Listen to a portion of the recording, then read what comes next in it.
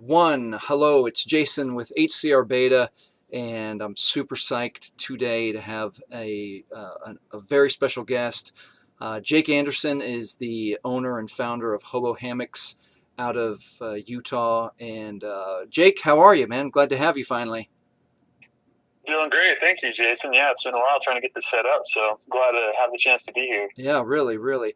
Well, a lot of people that read my blog, HCRBeta, and obviously are fans of Hobo Hammocks, know very well that you guys support the rescue mission of Salt Lake City.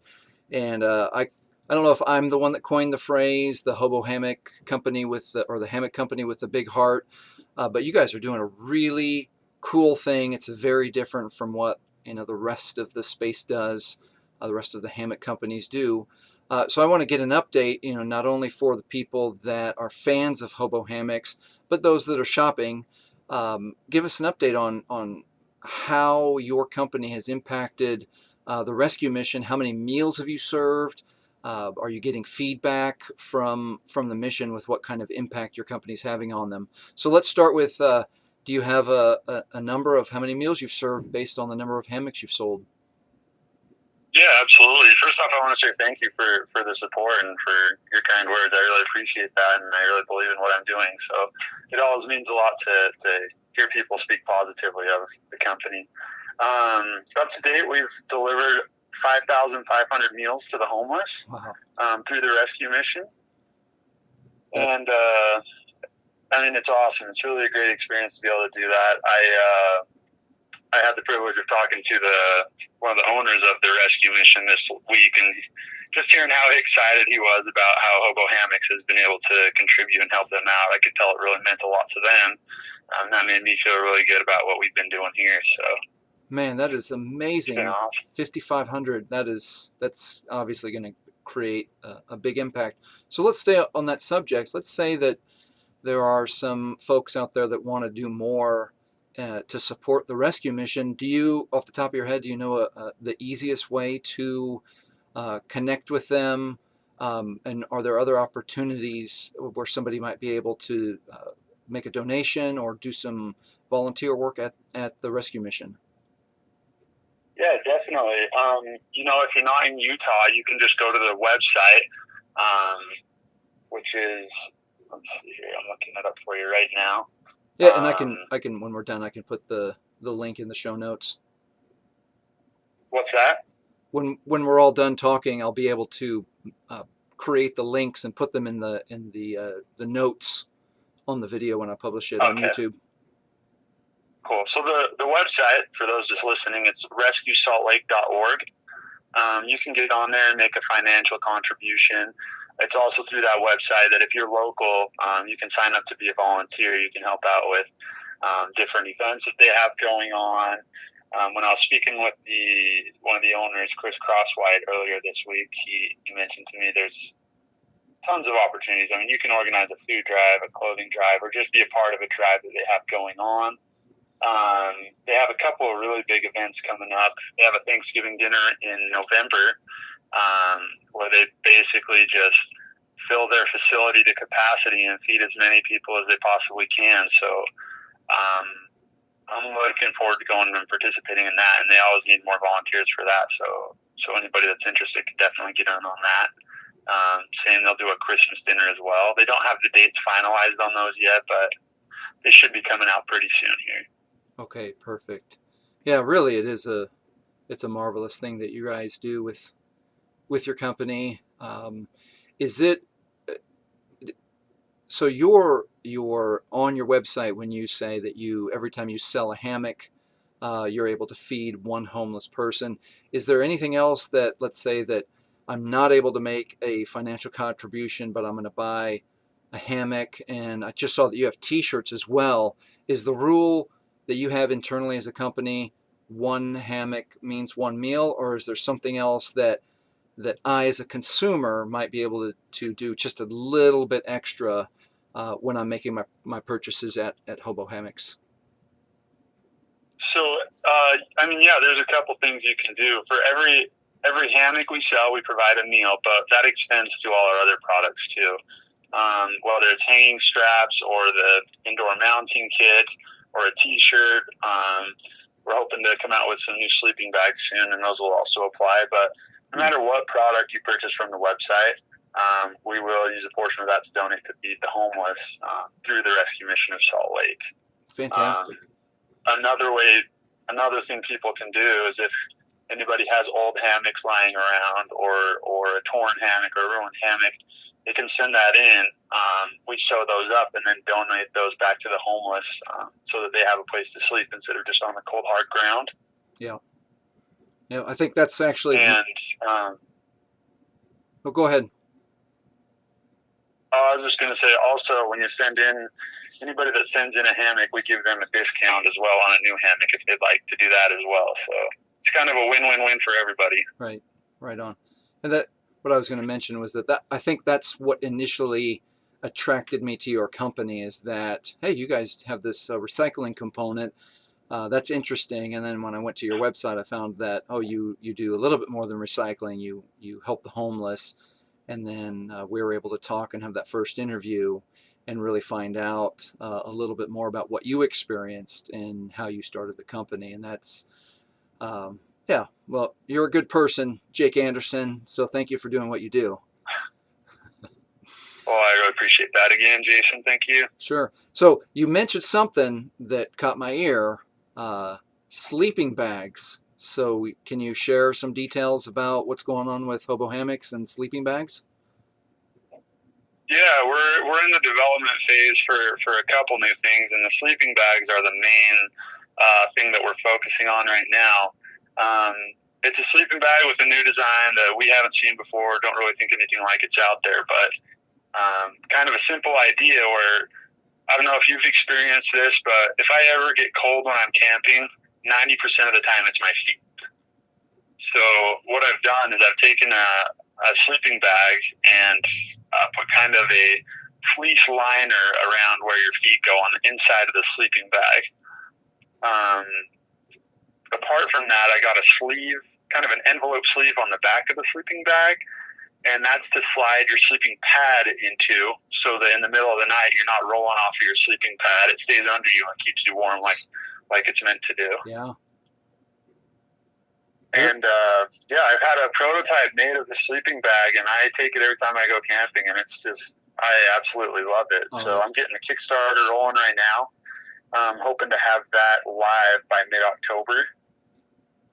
Fantastic. Yeah, let me know and I can help spread the word and make everyone aware that that's happening. That's exciting, man. Congratulations.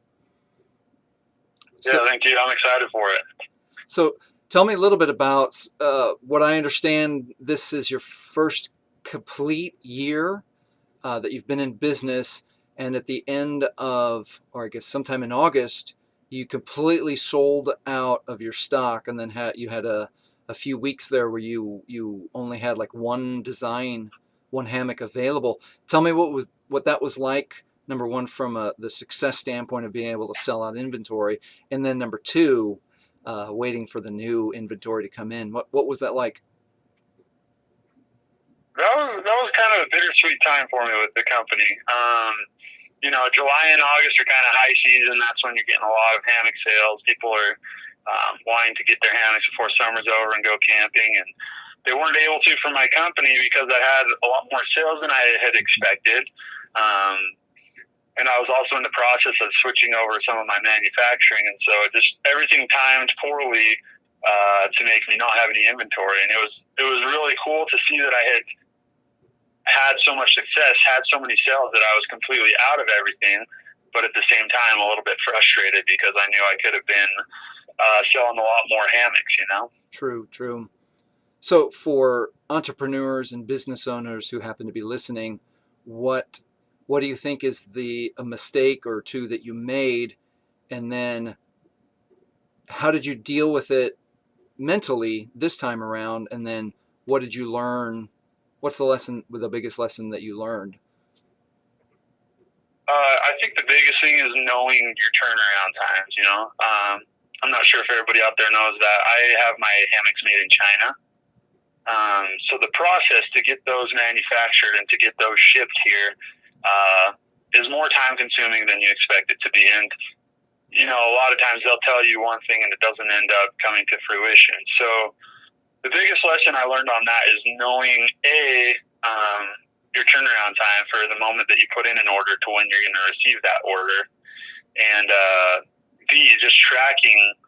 The first year it's really difficult to track your sales because you don't know. I mean, every month is different. So I didn't really anticipate the spike in sales that I had in late May and June, which was really the main reason that I ended up running out of inventory, because that was the first May and June that I've ever had as a business. Now, next year, I'm going to be able to look at those numbers and anticipate and better prepare so that I don't run into that same problem of not having any inventory for anyone. Right. So as of right now, you're fully stocked, and those who want to purchase a Hobo Hammock can do so, and every style, every design is available. Is that correct? Yeah, every style is available. We have one style called the Survivor, which I actually changed the shade a little bit. So it's not posted on the website right now because I'm getting the new pictures up. I've already taken the product photography. I've just got to get that edited and posted on the site, which should be in the next couple days here. But apart from the Survivor, we got everything in stock, and we've got a new color that will be coming in probably about a month. Okay. And that one will be a yellow hammock with black trim. What happens to be, what is your most popular seller right now? Do people really prefer one color? Yeah, it was funny. Before I ran out of inventory, it was pretty evenly split across 3 or 4 colors. Since I've restocked, I am really heavy on the dark forest sales. So the dark green one with the black trim, that's by far been the most popular since I've restocked. Okay. And how popular is the blue one, the blue and gray one? Yeah, the blue one, that's, like I said before, we ran out of inventory. There were 3 or 4, and that was one of the. So the blue and gray, the red and black, and the dark green and black were the 3 big ones before I ran out. And right now, blue is probably second to the dark green and black. Okay. All right. I had a question about accessories. If you had a suggestion, so one of my personal preferences when I'm out camping is that typically in the summer months I like to set my tent up just because of the bugs, mosquitoes and crickets, because I have had a couple land in my face when I've camped in my hammock, and that's kind of a unpleasant, startling surprise. Do you have a recommendation for a mosquito type net that you find that works best with the Hobo Hammock shape? So there's one net that I found on Amazon that I kind of like. I don't remember even what it's called right now. Okay. But if you go to the frequently asked questions page of my website, there will be a link to that, which you can use to get that mosquito net. Okay. And along that same topic, Jason, I'm actually, I told you I have a couple products in process of being created right now, and that's another one. I have a prototype as well. Awesome. For a hammock with the mosquito net on it. So that will be showing up on our website hopefully in the next few months as well. Man, congratulations. That's awesome. I think that's a small piece that you were missing from your product line, and that you're going to cover that. That's awesome, man. Yeah, I've had a lot of customers ask about that, and I know there's definitely a demand for it, and I'm happy to do that. It's funny, I never, when I first started the company, I never considered doing that, just because for me personally, with that double hammock, I cocoon myself in there when I'm camping, and I don't even notice the bugs. But also there's other places outside of where I'm living that have a lot worse bug problems, so it's definitely understandable that people prefer to have those nets. True. Anything else that you're working on that you can share with us? Those are the main things. I got a rain fly, but that's very, very early on in the stages of that, so that'll be a little bit later. But the mosquito net hammock, the sleeping bag, and the rain fly are my 3 biggest priorities right now with new products. Okay. fantastic. I wanted to ask you a couple questions because I see on your in your Facebook and in you post a lot of pictures of your travels. So to share with obviously the Hobo Hammock fans, where have you been traveling, and do you have something that's been super memorable this year from a recent trip? So the first thing that pops to mind is my most recent trip which was just over Labor Day weekend. Um, it was kind of crazy because, I'm in dental school right now. So on top of running this business, I got to be working in the dental clinic at my school. Going to graduate in April now, but so 5 days a week I'm working on patients at dental school. And then just outside of then is when I have time to work on Hobo Hammock. So it gets a little harder to get away. But like I said, over Labor Day, me and a group of 3 other friends did a road trip out to Glacier National Park. So we drove out 12 hours on Saturday and then hiked all day. And then, I just drove again 12 hours on Monday and came right back. But we went to a lake called Grinnell Glacier. And I was really hoping to see some bears out there. There were signs everywhere saying, there's a lot of bears out right now. Be careful. And thought it'd be pretty cool to run into a grizzly bear. But we did not see any bears. But the lakes, the lake was beautiful. We made it up to the glacier. Did about 14 miles of hiking that day. And, Wow. I'm sure, man, it always just feels great to get out there, see something you haven't seen before and all the beautiful sights that are out there. Right on. Let me ask you another question for in regards to people who might be new to camping and then specifically to hammock camping. Do you have, I know I'm sure you get a lot of questions about, how to set stuff up, but how do you help a new person? What would be a tip that you'd give a new person to enjoy their camping experience a little bit more, like maybe something that you had to learn along the way? What's a tip that you would give to a new person who's new to camping or new to getting outside, or specifically hammock camping?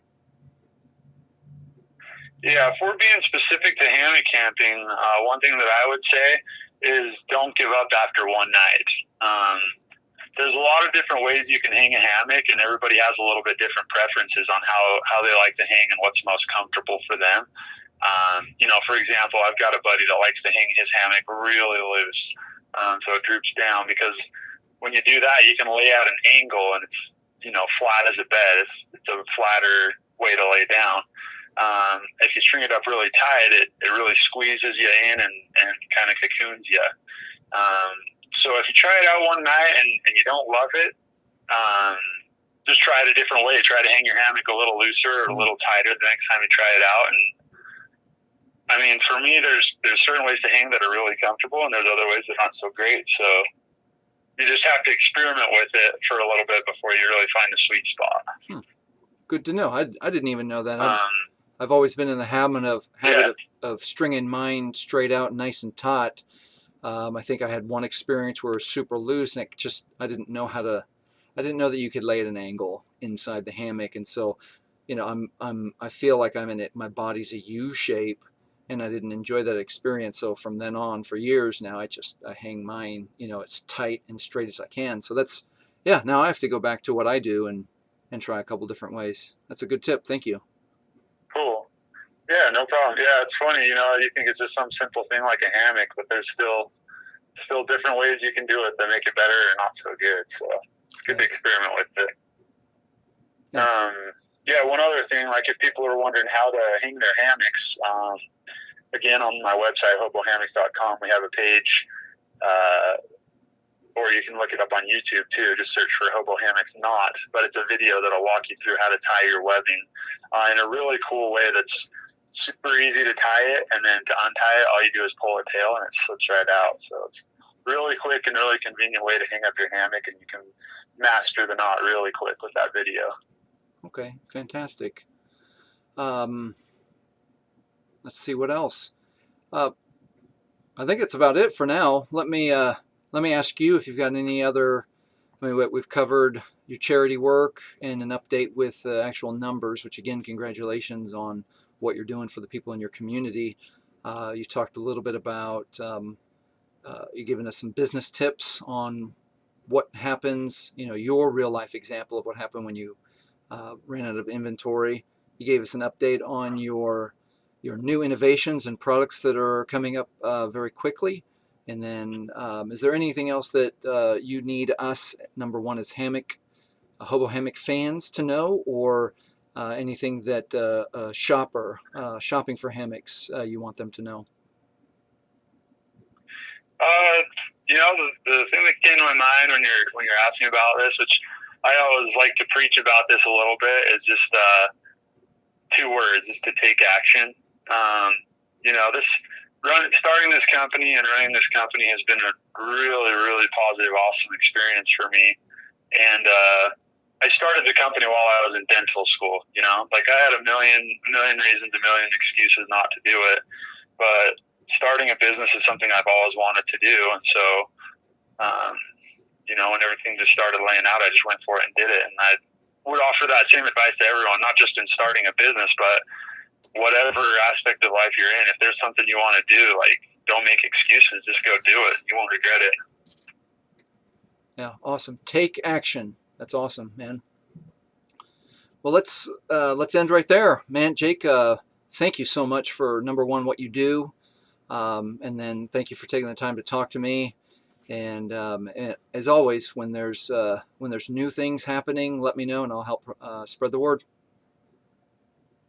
All right. Well, I really appreciate it, Jason, and I appreciate taking the time talking to me. I appreciate the positivity, and if you've ever got any questions, or you can always reach out to me. I always enjoy talking to you. Yeah, likewise. All right, ladies and gentlemen, that was Jake Andersen. Thank you so much, Jake. Yep. Take care. All right. Take care. All right. Jake is a solid, great guy. Obviously does something wonderful for the community. So I'll put in the links in the show notes. Number one, linking to Hobo Hammocks, and then number two, linking to the rescue mission of Salt Lake City.